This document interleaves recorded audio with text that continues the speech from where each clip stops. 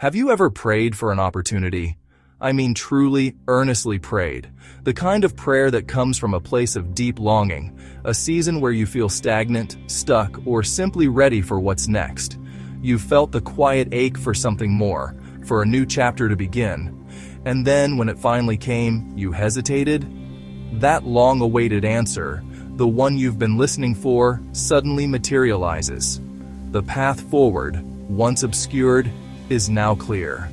And in that moment of clarity, a surprising stillness takes over. A pause you didn't expect. You asked God for change. You pleaded for a shift in your circumstances, for a different view from your window, for a new song to sing. You were tired of the familiar rhythm of the mundane, and you cried out for a divine disruption, a holy intervention that would alter the course of your days. You asked Him to open a door. A specific door perhaps, one that leads to a new career, a healed relationship, a ministry, or a deeper sense of purpose. You stood before the walls in your life, and you asked the God of the universe to make a way, to create an opening where there was none. You asked Him for something new, something fresh, a testament to His faithfulness in your life. You imagined what it would feel like, the relief, the joy, the excitement of stepping into a promise fulfilled. You envisioned the testimony you would share of how God answered your prayer. But when the opportunity shows up, fear shows up too. It arrives uninvited, a shadow that creeps in alongside the light. It's a quiet companion to the answered prayer, whispering doubts into the sacred space of your gratitude. The joy is real, but suddenly, so is the anxiety. What if I'm not ready? This question echoes in the chambers of your heart.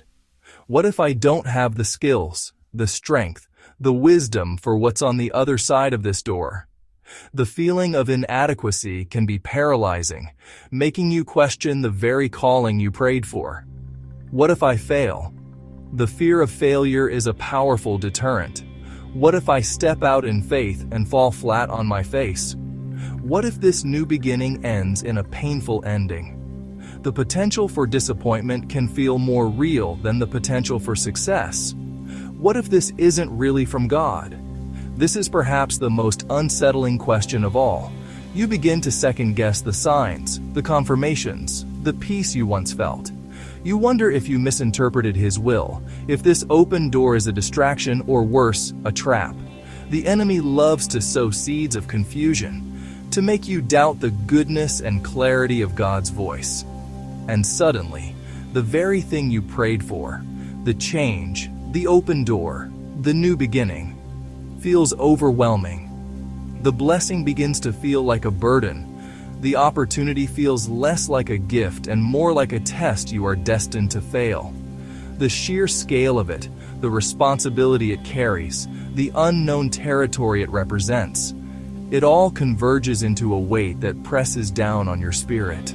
You stand at the threshold of your answered prayer, frozen not by indecision, but by the immensity of it all. Scripture Revelation 3:8 says, "See, I have placed before you an open door that no one can shut." Devotional thought. God is a God of doors. Think about that for a moment. Our entire lives can be seen as a series of passages, moving from one room to the next, one season to another. God is the master architect of this journey, the one who holds the keys to every entrance and every exit. He is intimately involved in the transitions of our lives, overseeing the thresholds we are invited to cross and the hallways we are asked to wait in. He doesn't just stand by. He actively orchestrates the flow of our existence, guiding us through the intricate floor plan He has designed for us. There are seasons where He closes doors. These moments can be deeply painful and confusing. A door slamming shut on a dream, a relationship, or a career path can leave us feeling rejected and lost. We might stand before that closed door, knocking, pleading, wondering what we did wrong. But a closed door from God is not always a punishment. It is often an act of profound protection and love. He sees the path ahead in a way we cannot. He knows what lies on the other side, perhaps a danger we are not equipped for, or a detour that would lead us far from our ultimate purpose. His no is a redirection, a loving boundary set for our own good. And then, there are seasons where He opens them.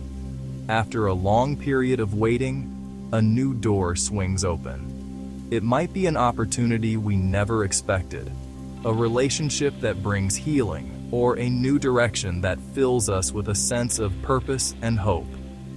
These open doors are moments of pure grace, a tangible sign of God's faithfulness and perfect timing. And when God opens a door, no one can shut it.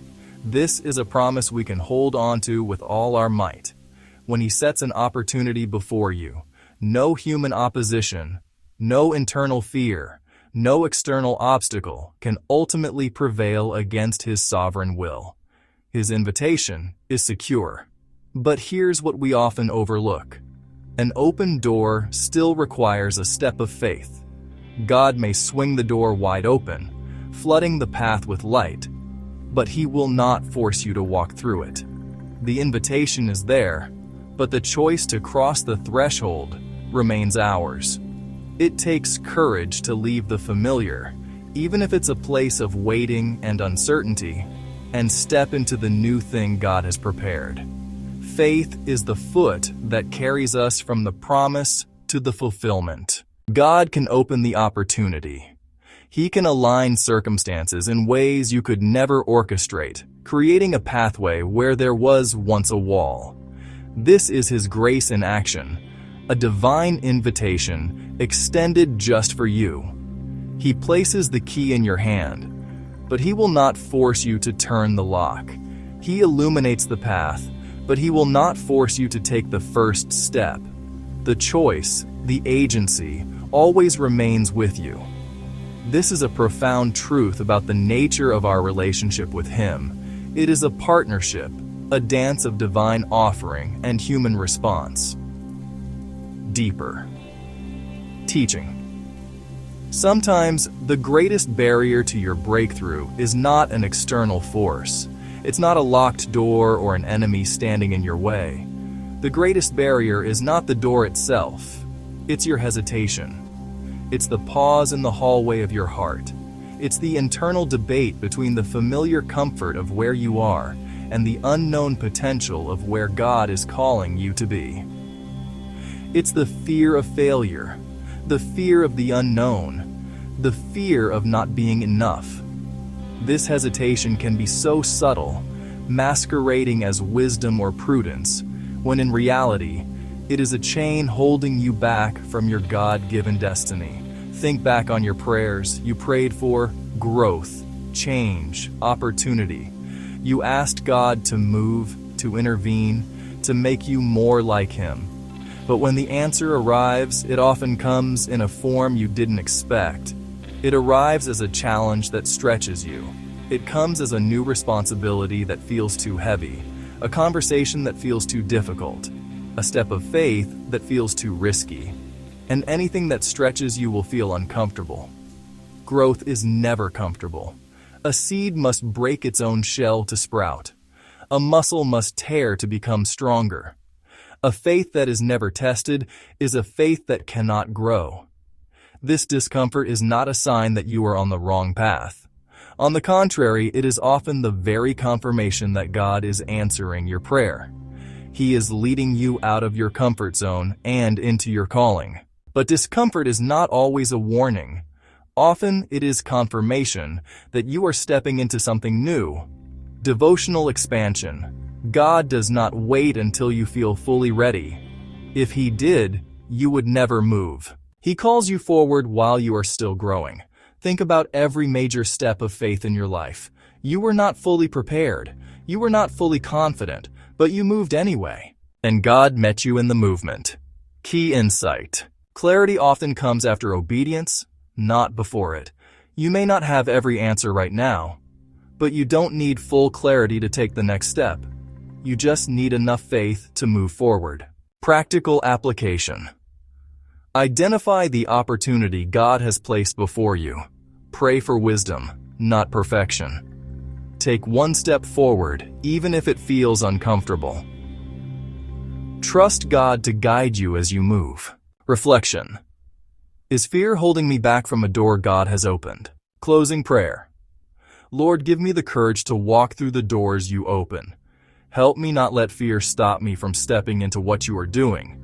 Guide my steps and strengthen my faith. Amen.